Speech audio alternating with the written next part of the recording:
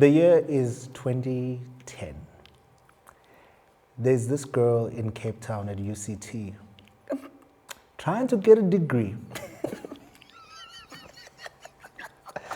But then the TV bug bit. And now in 2025, we're here with the one and only Minnie Dlamini. What that is summer studies? No. Would you ever want to finish though? I keep thinking about it, but like the thing is that what I was studying is what I ended up doing. I mean, one of my first assignments at varsity when I was doing media was to curate a tweet. So here's a brief and then do a tweet for a brand. Do you know what I mean? So, and like, that's what I do as a business now. I literally curate digital media campaigns for some of the biggest global brands. So I'm gonna go to school and curate a tweet. Like I don't know why, and I'm not motivated enough to do it, but in terms of the spaces that I want to see and the spaces that I want to control, I do know that it is something I'm probably going to have to go back and do. Or do you want to be like me and just wait for that honorary doctorate? Just wait for the honorary. I mean, it's been 15 years. I'm waiting for that honorary doctorate. Yeah, I mean, I could just do that. Yeah, just wait for your honorary doctorate. You don't need to study. Yeah, we'll see. How are you doing? I'm good, how are you? I'm good. How's the industry treating you? You. You know what's crazy is that I've been going through so much, training for weeks and months and years and whatever. But I've had an incredible last couple of years. And a lot of people, it's one of those things, you get 100 great comments and then 2 bad ones, and then everyone thinks the world is crashing. But I've actually been doing really, really well. Business is thriving. Things have been really, really great. It's tough where it's tough. I'm not gonna lie, but where it's been good, it's been really, really good. I mean, 2 years ago, I think it was a year ago, when I did Love Never Lies on Netflix, and where I thought my presenting career had sort of reached its peak. I've done all the award shows, everything. Now I'm on an international presenting platform. And it was so exciting to get onto Netflix as a presenter, which is where my skill set lies. To be able to be seen globally for the first time in the... How's that? Gorgeous. How's that? Yeah. Because that's actually your first time actually tipping it off to another level. Yeah. How was that? It was absolutely incredible. And like I said, where I thought like, oh, I'm done, now I must just create and lean into the production side of it. People were like, no, we're not done seeing you yet. And in fact, we want to see you on a bigger stage. And it was incredible. It's great to know that I can still do what I love to do at the highest level, and I can still do it bigger and better. So basically now you cannot travel abroad and say, I'm going to have a good time here because nobody knows me. A little bit. Like sometimes like, you look familiar, and I'm like, no, you probably see me on Instagram. No, because that's an interesting thing, Muti. We're in this industry and sort of like we get boxed in and we believe that this is it, this is our world, until you realize, Muti, there's actually something bigger that's out there. Yeah. Where do you want to take it from that? Because we're going to look at different aspects of your career, but in terms of that, how are you going to hone in and lean into that? I think for me, what was the plan was I really wanted, because I did going to the US, meeting the directors, meeting the casting directors in my early 20s. And I was told that I needed to leave everything behind, fund my life in the US for 6 months and go on a full-on audition route, right? At that point, I'd bought my first house, I had a bond. I just started my production company, and people were quite excited about what the prospects of that were gonna be. And I was like, so I must leave everything that I built to go for scraps, to go digging for scraps. And respect to everyone else that's done it. But the thing is, what people don't realize is that being an African in the US, not just black, not black American, African is the bottom of the food chain. Aren't you colored a bit as well? No, let's not do that. Let's not. So food and cancellation food. Don't you have a bit of color? No, we are black. Black, I own it. No, I do get it. I do get it, especially because I remember that time you had just bought food. Yes. You know what I'm saying? You were doing all these big things and you were living the life in terms of being a South African celebrity. And for you to actually drop all of that and go there You flip a burger, and I just was like, okay, so I'm gonna go sit there and just watch my money go down. Whereas the prospects here was so great, and I was like, you know what? If it's meant to be that I'm going to be on a global platform, how much better in a space where people from the outside are looking in? Because I think that's the thing, is that we almost feel like you've only made it when you've left the country, and I get it, that's the highest level of entertainment. But leaving the country can be Nigeria, leaving the country can be Kenya, leaving the country can be, different countries on the continent. And the continent right now is so hot that being outside and not in it doesn't make sense right now, especially right now. So I now know where I thought of, maybe coulda, woulda, shoulda. I now know that was the best decision I could have made. And my plan was to just do an African takeover. So when I started out, it was the African Magic Viewers' Choice Awards in Nigeria. I did that for 3 years. That completely changed my career. That gave me a really, really big African audience, and an audience that has followed me and sustained me through the years. And now when global comes in, I mean, I was interviewing Ariana Grande and Cynthia Erivo for Universal. For Wicked, yes. For Universal. And that was really, really cool. But I'm still African. I'm still from here. I still get to live here. And also, let's not lie, South Africa's nice. No, it is. South Africa's really, really nice. The food. Everything, the landscape. Everything. Minnie, wait. We talk about how your career has just moved, and you find yourself in this space where you're playing globally and you're taking over Africa. When you were on Live, that girl, please let's transport ourselves back to that girl. Yeah. Did you see this? Yeah. All of it? Yeah, I knew I was going to be great, eh? I always did. But I knew. Was it this vivid?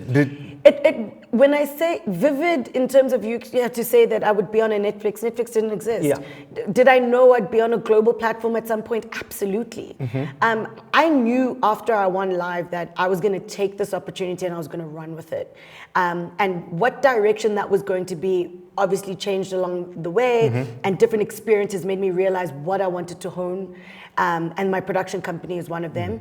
And that's my pride and joy, because that for me is more than just me being on screen. It's me shaping the entertainment industry and shaping what we consume. And that's really, really exciting. But I'm not gonna lie to you, I knew. They did say when I got into Live, they're like, she's just a pretty girl, we'll give her 6 months.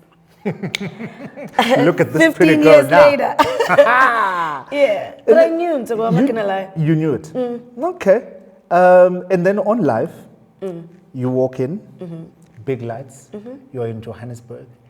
Everybody wants a piece of you. Right. And I mean that in every sense. I'm not going to lie. I mean that in every sense. All the boys, every guy who was in the industry at that time wanted to be with Umbi. He knows this because he was my manager at the time. Okay. Every guy. I was like, no. You get there. Wasn't it overwhelming? Yeah. Yes, but yes and no. You know what the other thing is? And you know this better than anyone. Growing up, I've always been that girl. I was always the popular girl in school. I was always the popular girl in my communities.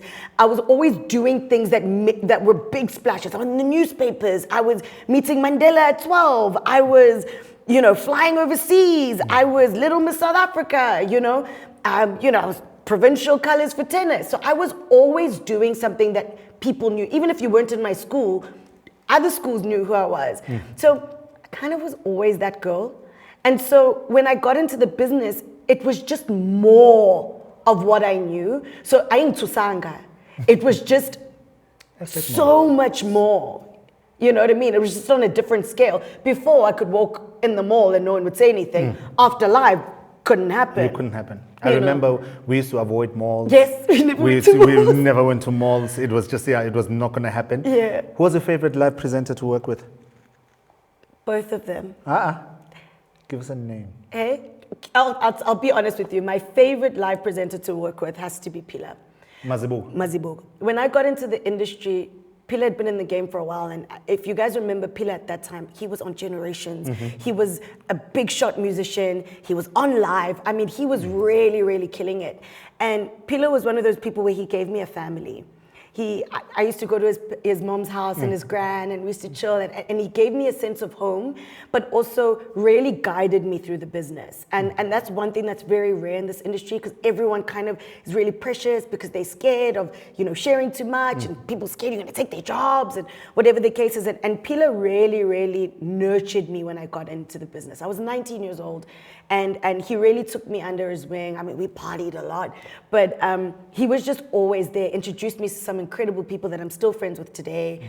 But yeah, he was someone who really gave me the lay of the land of the industry from all aspects. I understood the music industry because of him. I understood TV because of him. And then I understood acting and, TV acting because of him. And he always used to let me be in those spaces. I also worked with Pila. We were on live together, and then we ended up doing Mzansi Insider together, which was on the Monday. So I'd be on Mzansi Insider with Pila on a Monday. So long. It's crazy. Been here for too long. Right? Yeah. And then Friday we'd be on live. So I'll be honest with you, though he was my absolute favorite person to work with because he really took me under his wing. When it comes to Bonang and Sizwe, they they were like, I needed to step up. Wait, Minnie, you coming in and working with Bonang, and she was already established. Yeah, she was huge. So your game had to. Yeah. And it was very evident. I mean, I look back at some of my early episodes. I used to present like this. Yo, well done. What? And she was always just so composed and neat and clean and an absolute professional. And I used to watch the both of them. And I'll be honest with you, I'm very much the presenter that I am today because of those two. Those two really, really were, the top two presenters in the country. Yeah, in the country. That's and they were the two that I was thrown in the deep end with those two. And especially when they took me out of the inserts and put me into studio. Yeah. That's really where I was like, yo, girl, you need to step up. And I'm very grateful for that. I remember the day in Ntombi Mzulu, Yeah. live in studio. Yes. I thought it was... You know that was the fans? So what happened was I won the live presenter search, and then they were like, oh, we can't really have two girls in studio. It's just not going to work. I'm new, I'm young. Put me on the streets. So I was doing the roving stuff, interviewing DJs. I mean, one of my first interviews was Black Coffee in the club after a DJ set. And, so that's what I would do. And then the fans were like, we want Minnie in studio. And they had to change it. And then I got into studio and they had to sort of create this, what did they call me? Tweetceptionist. It was a tweetceptionist. Yes. And then who became the most followed person on Twitter? No. Then the acting bug came through and bit you ungalindele. But anyway, that's not true on my side because I remember going to a theater to watch you perform. It was the Wiz. It was wicked. It was wicked. And then, but I never thought much of it. It was fun. And then, but the acting bug was actually following you around. Yeah, I mean, that's what I studied. So if people want to know what I actually studied, it was drama. I was a thespian through and through. Musical theater is my absolute love. No, I don't sing. I'm not allowed to. But what was the song you sang on The Wiz? No Bad News. Sing a little bit. Give us a little bit of No Bad News. No, I can't sing. I used to talk sing. Yeah, give us. How does it start? Don't nobody give me no bad news. Yeah, that's what I did. So yeah, I was the wicked witch of the West. And they had me in these tiny little shorts and fishnet stockings. Why? I don't know, but it was fire. The first big role that you get, besides Miranda or Generation, which was a stint, the first big role that you get is Uzinhle Libon. Yes. You are Connie Ferguson's daughter. Let me tell you something. My dream in life, growing up watching Generations, was I just want to be on Generations and I want to play Connie's daughter. Ended up getting on Generations, didn't quite play Connie's daughter. Next thing, from there, I got a call. And it's actually because she saw me in the makeup room. Oh. She saw me in the makeup room and was completely starstruck. And they were busy casting for her daughter. And she's like, there's this girl, and I think she's something. And then I went in. Literally, that audition was probably, when you walk into audition, you think you did good. I walked into the audition, they were like, it's yours. And I was like, what? And then I was playing Connie's daughter. I couldn't even believe it. I was losing my mind. That experience? This is Karabo Moroka that you are standing La next to. lela, la Yeah, that lela, experience. la lela. And the thing is that she was amazing to me. Like, I really was a baby, and she was like, "You are my child, and I will take you under my wing." And we spent a lot of time together on set. And she's an absolute powerhouse. Like, she's super, super funny, super, super talented, and just has a vision and a focus that I completely admired. And you know, I'd started my production company, but I didn't have anything. I just registered it with the CIPC. But after that experience on the wild, that's when I was like, this is actually what I want to do. And funny enough, you know, I knew that she liked you when I saw you on the Rockville. I knew, I was like, oh, okay, she's in. She's definitely. They were my parents. Yeah. Rest in peace, Uncle Sho. We miss you. They were my parents. And I think, you know, in the storyline, they ended up playing my parents. Yeah. But even outside of it, I mean, we would sit on set and we would talk and we would dream. And, you know, they would tell me all these projects that they were excited to do. And let me tell you something. Every project that they spoke about when we were in between scenes on the wild is everything that they accomplished afterwards. And it was just absolutely incredible to see. They were writing Rockville while we were on set of the wild. And like, we were sitting there and I was like, yeah, I was like this in varsity. I used to do this. I used to dress like this. And they were like, yeah, we're writing that in. So it was gorgeous. It was a great experience. But also, not just the Fergusons. I mean, if you remember, there was Lele Ledwaba. Yeah. There was Melusieni, who played my boyfriend, I think. Yes, he played my boyfriend. We had Faye Peters. I mean, do you remember Faye Peters on Generation? Oh, Vivienne. She was there. And like, I was literally around these absolute superstars. Absolute superstars. I mean, Mom Clementine. I mean, are you kidding me? I literally was working with the best of the best in the business on that show. And it was such a humbling experience. And I learned so much. I think I learned the skill and the art of television as an actor on that show. That show was shot like a blockbuster film. No, it did. It was gorgeous. No, the budget was budgeting there. I know the budget was good. Yeah. I bought my first house because of that show. No. We saw. Then Minnie, you started acting, and then obviously Rockville happened, and then it's sort of like, it seemed as if that was the end of the very high. I don't know, like It was the end of an era in terms of lifestyle because I made an active change. So what happened was, MultiChoice was like, we don't want to lose you. What do you want to do? And at that time, I didn't want to go back into lifestyle. I mean, the peak at that time was sort of top billing, and I was like, I feel like I've outgrown it. And you know, other music shows, and I just felt like I'd done it. And then I was like, I grew up playing sport my entire life. Bum, bum, bum, bum. And I said, you know what, Ne? I want to come do this. But I don't want to do it the way that it's been done. I want to do it in a full face of makeup. I want to do it in full glam. I want to do it in dresses and in heels. I'm the first person to broadcast on the pitch in heels. It was not allowed. I even remember the first time they were like, heels are not allowed. And I remember the Iron Duke, my OG, who was like, if the girl wants to wear heels, she must wear heels. I said, yes. And I was in these beautiful dresses. And I remember when I first started and I was in training, they were like, oh, you're dressing too sexy, you're dressing too sexy. And so when I was training with Super Sport, and it was kind of that old wing. And they were like, no, it's too sexy, we need you down, less makeup, less hair, da-da-da. Kanti, someone's gonna find out, which I'm busy training there at Super Sport at SABC. Then they called me and they said, we see you trying here. Come, we want to give you flagship. We want to give you soccer zone. I jumped ship so quickly. I jumped ship before I was even on air. I said, bye. And I ran. And then I said, these are my prerequisites. Hair and makeup every week, styling. Everything that I do in heels, I do in a full face of makeup, and I wear whatever I want to wear. No one's telling me to wear a tracksuit on air. I'm not doing it. I'm not wearing a pantsuit. I'm not trying to look like a guy. If you guys can allow me to look like the way that I want to look, I'm happy. What that did not only changed the game at sport. I mean, if you switch on sport right now, it's all glam. And I'm very, very proud of that, and I own it. But also, what it did for me was it opened up corporate, because we're all corporate sponsors in sport. So every time there was a big launch, there was a corporate event, that's what I was doing. So we were emceeing. I mean, when I was working with you, we were doing, everybody say scream! You know what I mean? It was that. And then it started getting into like proper like program directing. I started doing a lot of things for government. I started doing some really, really big projects. I mean, one of the early projects I remember doing with Robert Marawa was we did a celebration where the sports department was honoring all the previous heads of state of South Africa. So everyone was there bar Utata, because he was late at the time.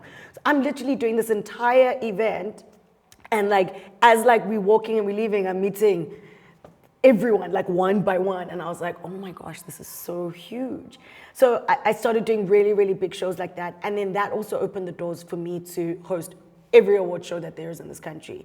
So that categorically, that decision, which was unconventional, had a lot of backlash at the time. A lot of people accused me of not knowing sport, and I get it. I was cute. Of course, you're going to say that, but I knew exactly what I was talking about. I still do, and it was literally a career move that changed the game for me entirely, and that's how I think I was able to have longevity in this business. Is that I wasn't afraid to take a risk that was gonna have a bit of a controversy. I wasn't afraid, and it changed the game for me entirely.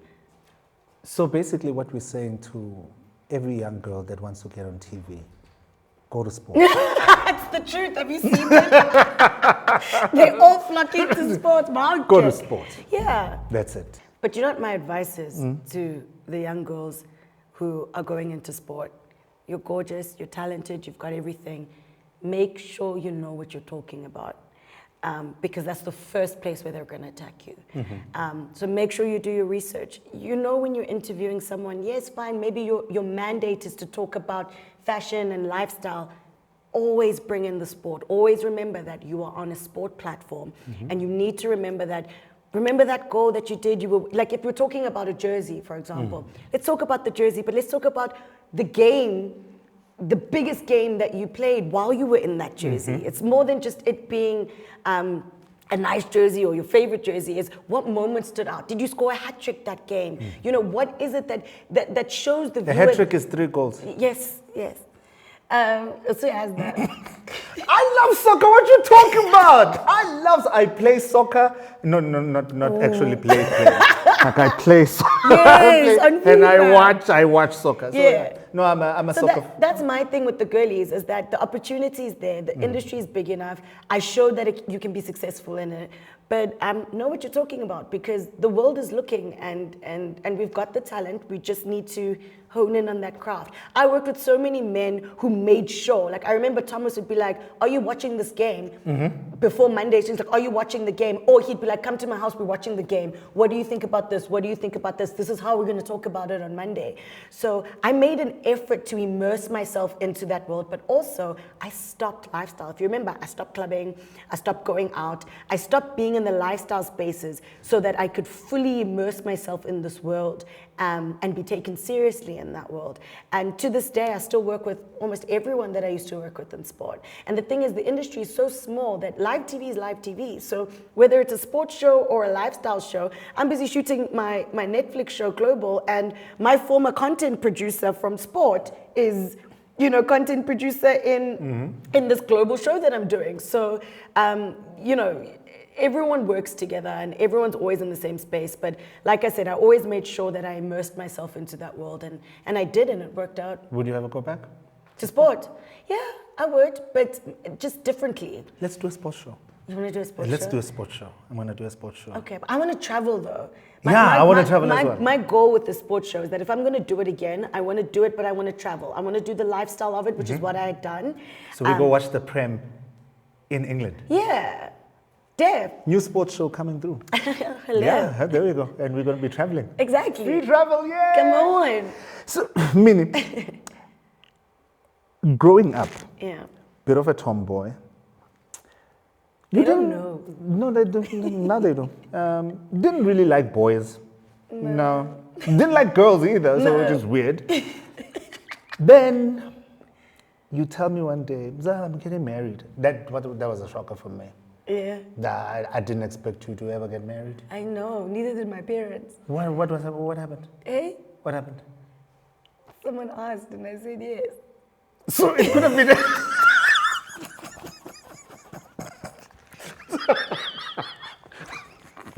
So it could have been anyone.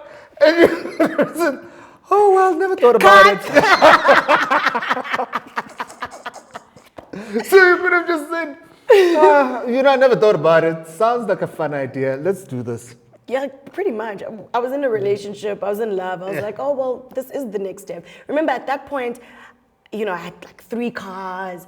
I had my house fully paid up. The next thing I was going to do is get a bigger house. I bought my parents' car. So I was at that place in my life where I thought that, okay, maybe that's the next step. I'm not sure it's necessarily what I wanted, but it was there. And I just thought, having grown up with, my mom and dad, together, and I just thought, okay, well, that's the next step. I mean, I always thought I'd get married and have kids. That was always the plan. You never told us. No. We never saw it coming. I always thought I was going to. I was speaking to your brother. We were all shocked. I know, everyone was shocked. We were just like, what's happening? Okay, cool. And then we were okay, let's do this. Let's go. It's going to be fun. No, it's something I always thought I would have. I liked how we grew up. I mean, we grew up really, really nice. Yeah. And we grew up in a family, you know, and we did things together as a family. And so I always thought that I wanted it. I just think my timing was off, but the opportunity came and I was like, okay. It's fine. It's fine. Elizabeth Taylor did it how many times? 7? Yeah. So I've still got, 6 more to go? You've got 6 more to go, man. You're going to be fine. You're going to be fine. Wait. You've got 6 more to go. No.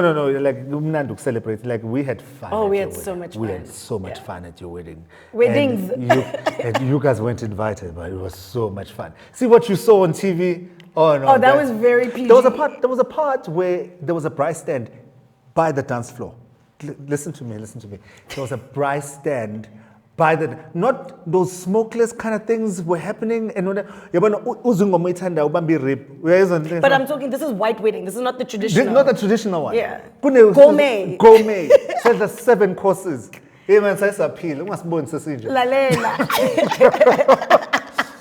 Then, okay, we don't have to actually dive into that. That didn't work out. Yeah. Oh. No, that didn't work out. Yeah. But something great came out of it. Yeah. Netta. Yeah, I'm a mom. Can you imagine I'm a mom, bro? I still don't believe it. It's so I don't get it. Sometimes I look at him, I'm like, yeah, 5 years ago you did not exist. It doesn't make sense. I was just like, wait, now I'm going to ask this question. Okay. Because I'm team no kids. But yeah. I always tell people that do have kids, if you have one, you need to commit. Yeah. Is there another one that's going to... No. I ain't having no kids. But you grew up with siblings and you enjoyed it. What are you going to do then? Yo, I can't do it. Yes, you can. Yes, you can. No, you know what? I love being a mom. Mm-hmm. And my life is busy, but as it stands right now, I've got enough time to focus on my businesses, focus on my career, and focus on my kid. I live the life of a rich housewife. I say it all the time. Jojo. I do. I always wanted to be a rich housewife. I was okay with taking care of myself. Mm-hmm. I didn't need a man to give me that lifestyle. Mm-hmm. So that's kind of how I live. So I'm able to, get him from school, take him to extramurals. I can take him out of school and he can come on my shoots. I'm still able to be present. I don't know if I can do that with another kid. But also my thing is that it doesn't mean anything for anyone, but it's important for me. My child was born in wedlock. And I know that if I were to have another child, I'd want to be married again in order to do that. I'm just not sure if I want to get married again. I'm not against it. I'm not for it. I don't know. I don't care. Mm-hmm. But I'm definitely not going to have a child if I don't get married again. So, gents, it seems like the window's open.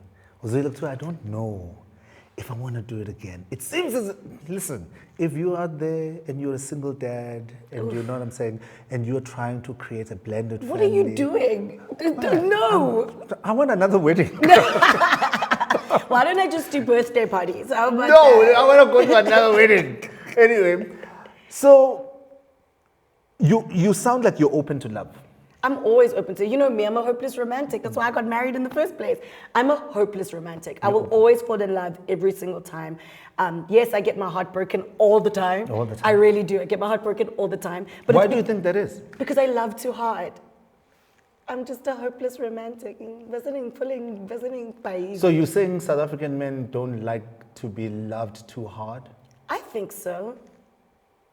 I think so. That's in my experience. What is loving too hard? What is loving too hard? I don't know. Maybe I'm just a lot. You know what it is for me as well that I've realized? I think my career is also really, really intimidating. And it's a lot. And it takes a very special type of person to be able to handle that. And that I don't take lightly. And that's why I'm saying, Guti, I'm open to love, I'm open to it, but there's just a lot of things right now that I'm just like, a lot of people think they can handle me, but they can't. You know, and they only realize, it's not what I thought it was. So are you saying that men love the idea of you until they get to know you? Oh, there's nothing wrong with me, okay? No, but yes. Yeah, I think so. I definitely think so. No, because it is a lot. No, I definitely think so. And the thing is, I'm going to say this because I've said it to you. Yeah. I've always said that the problem that you have sometimes is that you are getting people that love the idea of you. Yeah. But aside of that mini Dlamini that's on TV, that's on Glam and whatever, quite a lot of we go pinty horse, a grumpy in the morning, you know what I'm saying? Yeah. Pinty horse, weird things, you know, cornrows that have been in for too long. They've been there for too long. Quite a lot of sweatpants the whole day. Yeah. Is stuffing herself with ribs, and you know what I'm saying? There's that girl. Yeah. And then on top of all of that, there's also dealing with everybody in South Africa that has an idea of who you are, that wants to talk about you. And if you are not the kind of man that is rooted in yourself and you know what uzela for this woman, That's very true. Nail on the head. you know what I'm saying? Nail on the head. And by the way, that's not just the mini story. It could be an Amanda Dupont story. It could be a Bonang story. Yeah. So you are saying, Guti, oh, brothers, but weak. No, that's not what I'm going to say. I just think they have expectations, and when they get in and sort of, you know, the veil is lifted, they're just not sure if that's what they wanted. But also, I'll be honest with you, dealing with social media, dealing with media in general, is difficult for people who are in the business, right? But for us, you need to understand that we signed up for it. We signed up for the scrutiny and the things. Doesn't make it, we don't welcome it, we don't like it, it's very uncomfortable. As you know, in some of my instances, it's gotten really out of hand. It's out of hand. But for someone who did not sign up to be in this business, and then all of a sudden people are talking about you, people are now in your business, people feel like they can comment on your life and on your character. It's difficult. No, it's weakness because, Minnie, you cannot ubone ukuthi kuwarm laphayana esemlilweni lapha. It's actually warm. There's fire there. And then when you're in there and you go, I'm burning. No, but you go in and you go, kunomlilo, but I can handle it. Until you get burnt, and then you're like, I didn't want the fire in the first place. No. That's the problem. That's the problem. People think that they can handle it until they're in it. That's fundamentally one of the reasons why I generally try to keep my life private. And contrary to popular belief, I do try to keep my life as private as I can, because that's always the changing points in my relationships, is that when umuntu eseqhamuka kakhulu ngawe or ngami, izinto ziyashintsha every time without fail. Friendships, relationships, all of it. So then what do you say to this young girl that wants to get into the industry but wants to date, wants to marry, wants to have a life? What must she do? Have your criteria. Have your criteria. You know, and I think that for me, I was so young and I didn't really know what it is that I wanted and what I needed because I was so young. Whereas now I think I have a much better understanding. What age did you get married? 26, 27. That's like leaving the party at 1 a.m. Yep, before it gets hot. Yeah. And I was hot back then, bro. Yo. You left the party at 1 a.m. I did. And so that's the thing, is that now I'm at a point where I know I need to be with someone who's incredibly secure, someone who's incredibly self-sufficient, and someone who's gonna look at my business as shame. That's very important, because I can be very big, I can be very confident, I can be very domineering. And I just, you know, if I'm going to be in a relationship again, I need to be led. And if I'm going to be led, I need to be led. Period. You read what that means on your own. Yeah, no, I'm joking. Minnie? Yeah. You are still not even 40 yet. Yeah. There's still lots to come. I think we've covered where you come from, what you've achieved right now. And I don't want you to go into details because I'm about to. Don't go into You know, that's right. Don't go into details because I'm on. What's next? What's next is that global international bug has hit me, so Okay. I want to explore that a little bit more. That's definitely something I'm excited about. And then it's really, what I'm doing right now is I'm traveling the continent quite a lot. I'm doing a lot of conferences, I'm speaking a lot, and I'm speaking about the entertainment and creative industry and how we can use it as an economy. What's that award that you won, Gonja? The Forbes Say Africa. it. I want you Forbes to- Women Africa Excellence in Entertainment Award. We had to go around the country, by the way, With my trophy. with the trophy on We tour. did. So I had to bring up the trophy. Yes, we had a trophy tour. It was good fun. Speaking engagements, yeah? Yeah, so I'm doing a lot of speaking engagement, keynote speaking. But basically my mission right now is to get the continent to start banding together from a creative perspective. I mean, Nigeria's got an incredible audience, incredible infrastructure. We've got an incredible infrastructure and a good audience. But can you imagine the best of Nigeria and the best of South Africa? And I'm just talking Nigeria because those are sort of the big pillars, big right? markets, yeah. And the big markets. But I'm basically traveling the continent. I'll be in Algeria. And the whole thing is speaking about youth development, youth leaders, and speaking about the creative economy as a multi-billion-dollar industry, because that's what it is. So I'm on a mission to try get more work on the African continent, more collaborations on the African continent, so that we're not looking out anymore. You know, you haven't made it if Hollywood has decided you've made it. We've made it if you've made it here. And the only way we can do that is by strengthening our economy, strengthening our creative industry. And that's my mission. You know, I did a talk in Zambia earlier this year, and that was amazing. And that was on the back of my Forbes win. We had to bring in the Forbes. Of course. The award in excellence. Yeah, but it also opened up a completely different world for did, me. it People wanted to hear me speak. People wanted to understand what does excellence in the entertainment industry look like. And that's where I'm at right now. And I'm working with a lot of people who are big decision makers, whether it's in the banking industries, whether it's world leaders, African leaders. That's where you're going to find a husband, by the way. Eh? Who's really with banking leaders. Okay. Oh, okay, I got you. Thanks, Yeah. thanks for that. So, So that's what I'm working on, is just really trying to get to a point where we're not looking to leave and we're looking to strengthen and develop locally. That's what I'm trying to do. Minnie, I say this to you all the time. I am incredibly proud of the woman that you've become. I've seen you go through the ringer, and somehow you always come out on top. And I'm going to say what your dad says to you all the time. Uthi indoda emadodeni. Come on. We're done. Love you.